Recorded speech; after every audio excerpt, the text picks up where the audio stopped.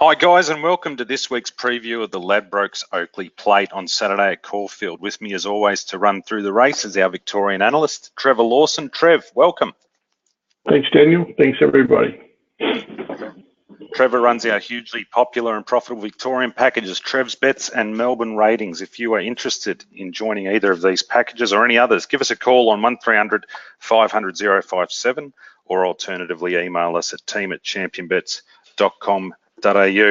Really interested in your thoughts with this one, Trev. Huge field with a real standout top pick. Yes, it should be a good race, Daniel. At the moment, there's one scratching the original top weight shoals. So we've got, there'll be a field of 18. At the moment, there's sort of 3 emergencies, but generally, as the old saying, went as fast as an Oakleigh Plater. So it's generally run quickly. This year's race is a little bit different. There's not quite as much speed on paper, which can always change, but it looks a good race. There's a lot of horses that are probably badly in the race by handicap wise, but as always, it's a pretty good race. And we'll kick off with the favourite Nature Strip, who couldn't have been more impressive in the Rubiton this track and distance last start. Give us your thoughts. Yeah, so well, just quickly, the map has, I had him leading, and then there's a bit of pace sort of just sitting off him. Crown Witness is an emergency, Vein Stream's an emergency at the moment, so they mightn't get runs. So he should just find the front. He resumed for his, I don't know, 4th or 5th trainer in a number of starts he's had. He was highly impressive over this track, over this distance. He returned a figure of 67. You can see he was a benchmark. A lot of people talk about benchmarks. He went 12 lengths quicker than the normal average over that distance, and then ran home even quicker. Ran home still quick. He's a high-class sprinter. A couple of times he's sort of been beaten. Hasn't been his fault. I've got him peaking last year in Adelaide when he beat Sunline, who's turned out a pretty course horse, and he brained her by 6 lengths.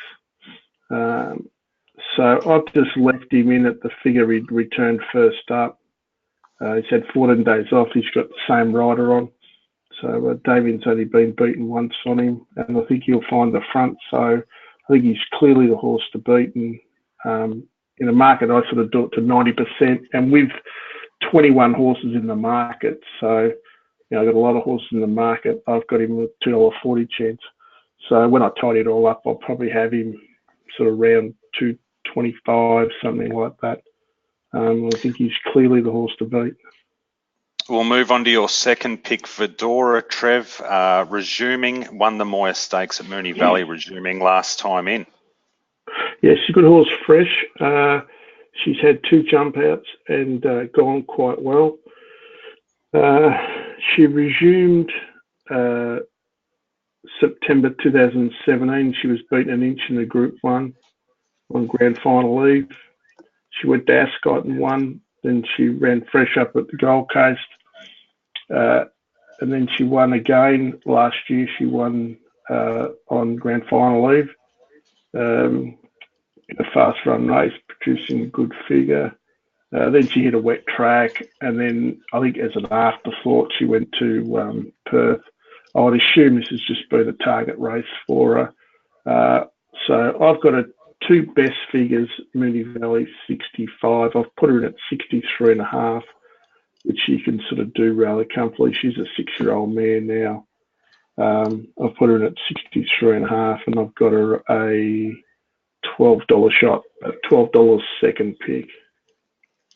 Interested to see where you think she'll find herself in the run. She could be in a bit of traffic with her racing. Yeah, pattern. She'll sit just off midfield. And she'll be sort of getting home hard. We'll move on to your next pick, Swoop, who was run down late in the Australia Stakes last start. Yeah, he's excuse me, good old honest horse. He's drawn out. Bowman should be able to come across and not get boxed in, so he should be able to give it every chance. Last start was its best figure for me for a while. He did 63.5. He'd done sort of a bit better, but sort of 3 years ago. He's 7-year-old gelding now.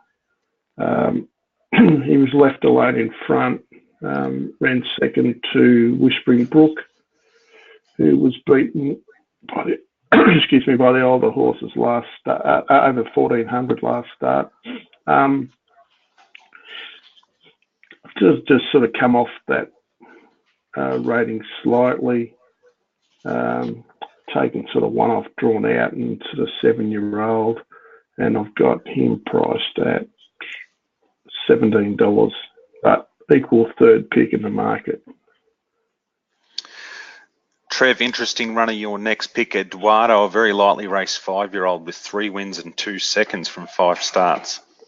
Yes, definitely. He's a good horse. Goes quick. It was a good result for us last start, which was Caulfield Cup Day, when he won easily.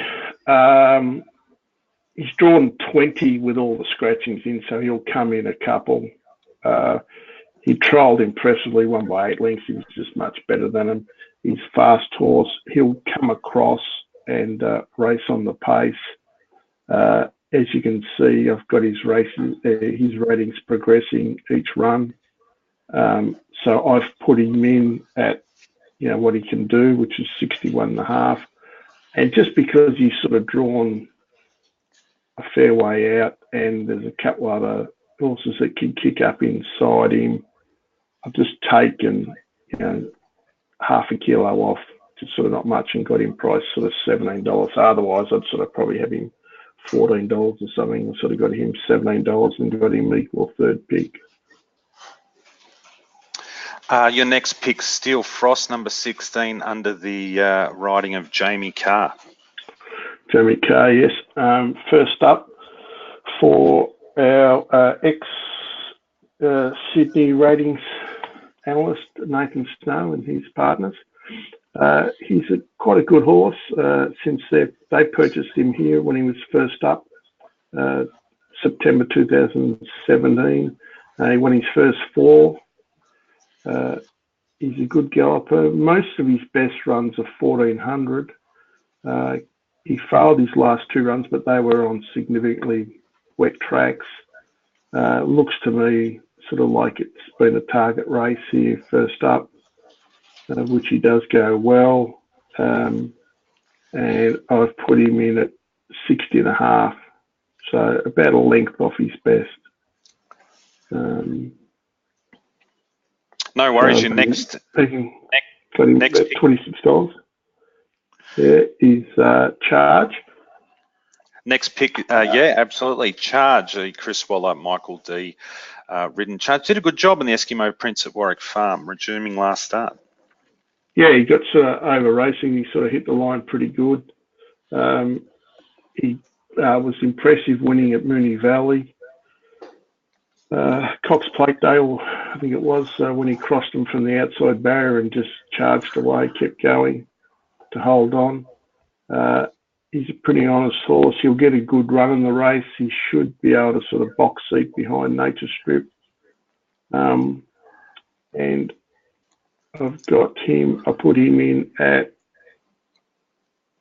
60, which is slightly up on what he did the other day when he didn't have a lot of luck. So 60 is his best rating I have for him at Moonee Valley. And I've got him a sort of 25-1 chance as well. And the final one, you fancy Dean Yendall and Johnny Sadler team up together with Usain Bowler. Yeah, this horse is an emergency at the moment, but it's his home track. He's good, fresh. He produced a huge effort running very fast time when he won down the straight. Then he went to the Gold Coast. He's had a bit of a freshen up since. He's had 6 weeks off.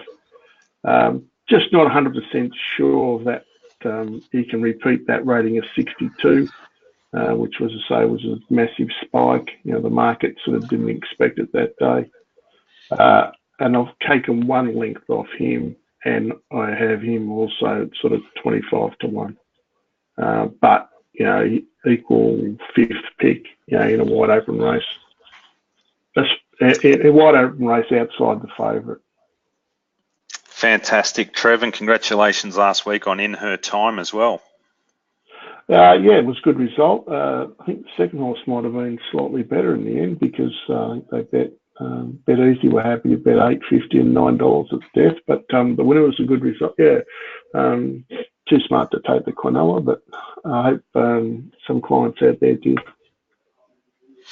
Always good to talk to you, mate. Thank you again for your preview, and thank you guys for listening. Like I said, if you want to get in touch, 1300 500 057, or alternatively, you can email us team@championbets.com.au. See you, Trev. Thanks, Daniel. Thanks, everybody. Good luck. Thank you. Bye.